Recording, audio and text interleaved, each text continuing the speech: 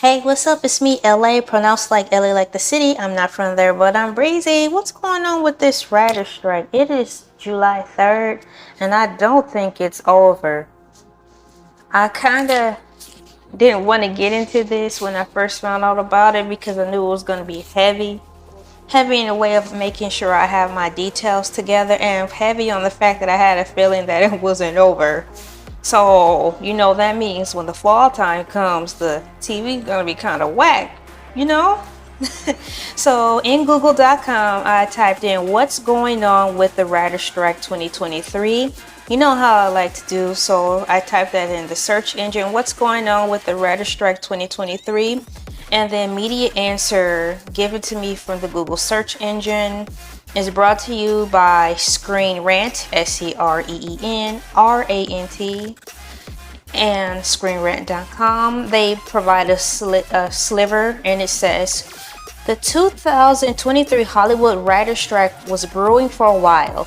The WGA and AMPT negotiate new deals every 3 years, with the last one being formally signed during the middle of the C-19. Although negotiations went down to the wire, a new deal was reached and a writer strike was avoided. This was written June 26, 2023. This particular clip kind of had me confused because I'm like, why are they talking about two different timelines? That's what I gathered. I'm like, why are you talking about something from the C-19 time? Yes, that did happen. What I want to know though is what happened right now. I don't want to get too much into this paragraph, but it just left me with a couple of things where I was confused. Number one, why are you talking about C-19? Number two, why are you talking about a writer strike that happened? It seems so far away, like it has nothing to do with this particular one that's going on right now that started in May. It's just worded really weird and it gave me a lot of confusion. So what I did was to type the same exact question into the Bing.com powered by Microsoft. I typed in the same question in Microsoft Bing. What's going on with the writer strike 2023? And I was provided with a different answer. And once again, they're doing something new. They're going to have 3 footnotes within their answer. And like the last video, I will also leave in the description box the 3 footnote people that they gave credit to within giving this answer.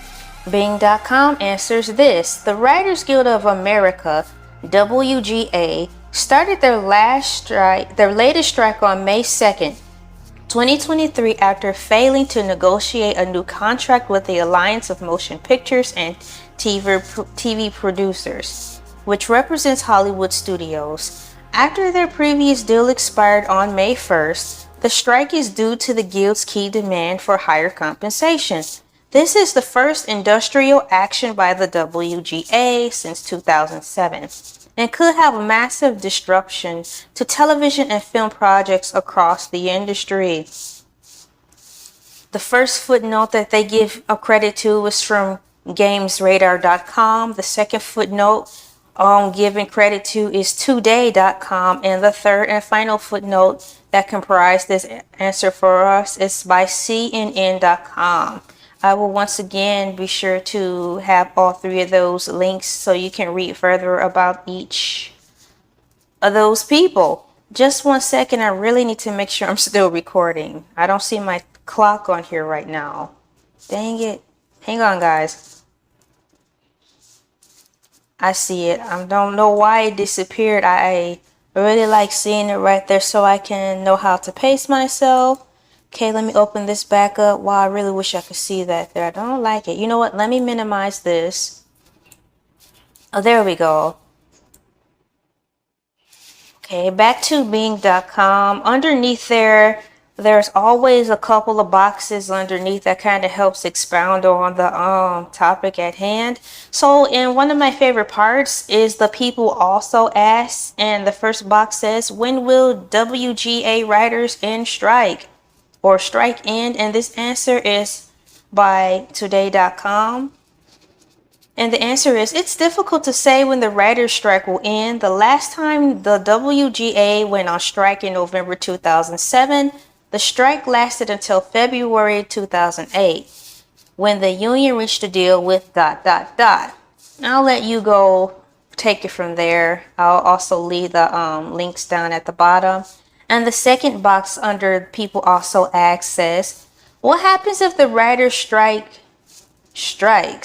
I wonder what they mean by that. What happens if the writer's strikes? Okay, let's read what it says.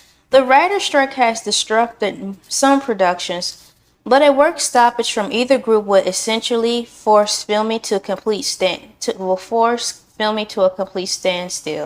If either of the union strike ... A portion of this answer has been provided to you by VanityFair.com. To me, that still wasn't enough information, so I decided to go into Twitter because I've been following it on there, and it's also been kind of current with what's going on. Now, I'm not the queen of navigation through Twitter. I do have an account on there. I've been on there for a long time.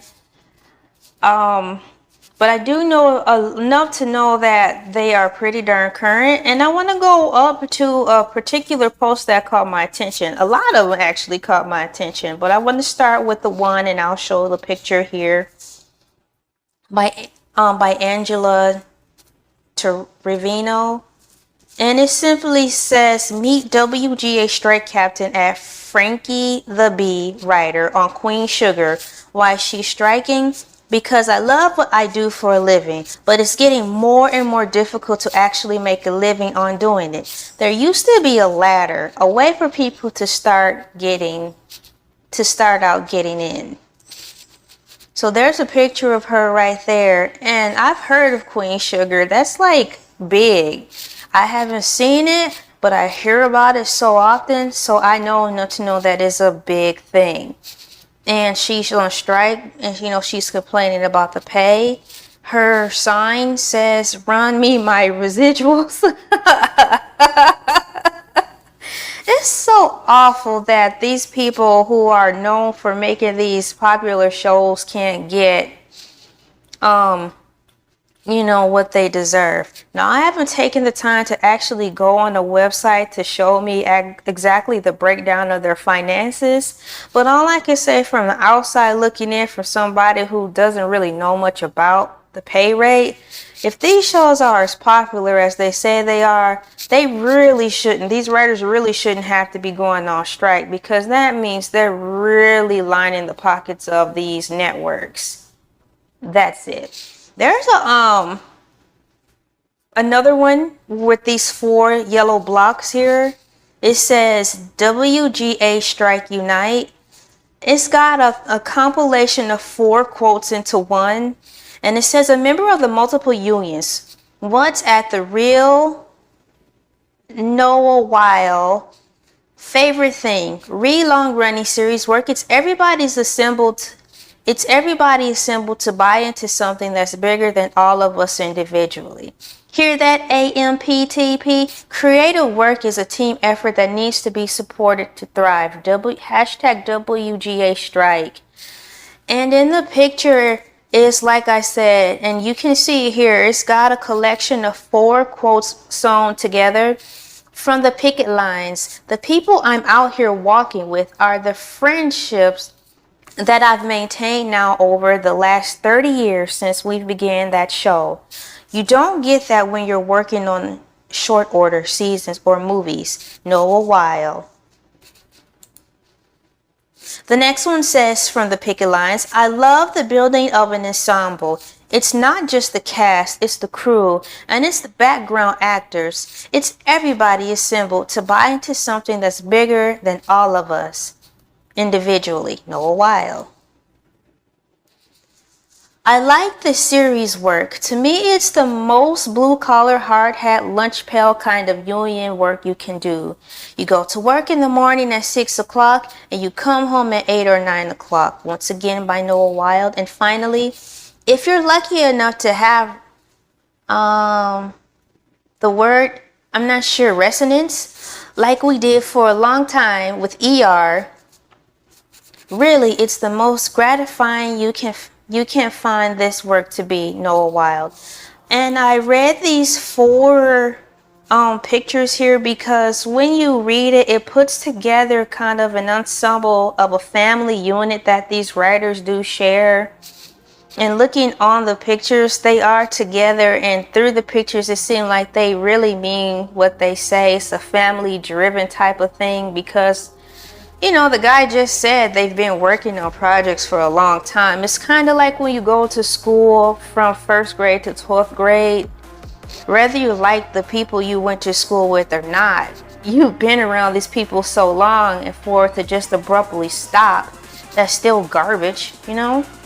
You may not like everybody, but you like the stability of everything around your work environment that you love because you have a work family, and some of those work families integrate into your real family. So it makes that family even bigger, you know? So I really don't like that this is happening to the people. But on the other hand, you know, it's bringing the writers together, the ones who are really there not just for a paycheck and to be famous. It's really showing who is really there for the long haul, who really like what they love to do. I'm a writer. I haven't written for anybody of this big of a magnitude, but right now as I start to think, I can imagine myself being a part of something like that, and I'd be sad because I do enjoy writing stories. So if it were to just abruptly stop and I stop getting money for it or not getting my worth, and I turn around to see, you know, like the scenario happening kind of like in the Eddie Murphy movie Trading Places. You working and getting $3.20, what, 1987 hours, $3.20 an hour. You're working hard. End of the week, you're bringing home a $107 check. And then you see the fat cats at the top, they're like $16,000-$17,000. You're like, whoa, hold the phone. I'm not a greedy dog, but I know $100 compared to $17,000. Something's got to give, you know. So that is upsetting. It's appalling and it's repulsive. I read a tweet, and I'm weary about this because it reminded me of a low undertone of a conversation that was being muddled when the writer strike was starting out. Let's see, in June, like mid-June, talks of AI coming in and filling in for the humans. We can't have that.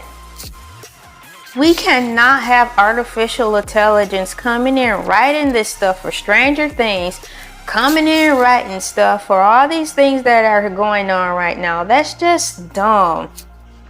Shame on you for treating these people that way.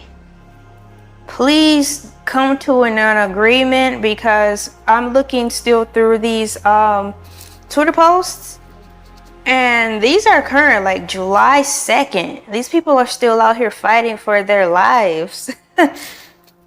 I don't like this one bit. I need this to stop. And there was another pointer too. So like if they don't come to an agreement, what I thought was they needed to come to an agreement by the end of the month last year. But it's a lot of J's in this month. There's January, June, and July. But I know it wasn't January. So I'm not sure if it was June, the end of June, or the end of July 31st. But I honestly thought it was June 30th. If they didn't come to a decision, these were two horrible ultimatums that the writers were looking at. Number one, having artificial intelligence write the scripts. And number two, there's supposed to be some talks in the works of having work just get tossed overseas, to have some of the people in the continent of, you know, like where what is that thing? You know, like wherever the continent of France is, you know, those people do it. I don't mean it like that, y'all, okay? I just know that thing is over there, and I don't remember what continent it's on or what country it's on. France, okay? Over to Europe, okay? They're planning to have those people do it. I mean, that's not cool. I'm all for you know, having people work for us. But if you're just gonna kick us out completely like that, and it's like, okay, we don't need those stupid Americans, they're asking for more money, let's just have artificial intelligence do it, or the foreigners. In my way, that's kind of sad, because I'm like, okay, if that's the case, how are you really looking at the foreigner people you're planning on allegedly passing the work off to? That's kind of insulting within itself. Oh, the Americans won't do it, I'll take it to them. Well, I hope you're not taking our work over to them with that type of attitude, because that's dirty. You know, you don't treat them like that neither. Like a plan B. Not a plan B in the way where you're being responsible, but a plan B because you have no other option. Don't treat those people like that. Don't treat those French people like you don't have no other choice. And that's how I feel about that. And if that's the case, I see why they're having a hard time. Americans coming to an agreement with something that's so simple. Y'all, I'm getting upset. I feel so sorry for these people. They need to do something, because fall is around the corner and it's TV watching time. I'm done with this right now. My name is Elay, pronounced like LA like the city. I'm not from there, but I'm breezy, and they need to come to an agreement. Or maybe I should just have a petition started where all these streaming service platforms get 86, because y'all not even respecting the people who actually is lining your pockets. I'm done.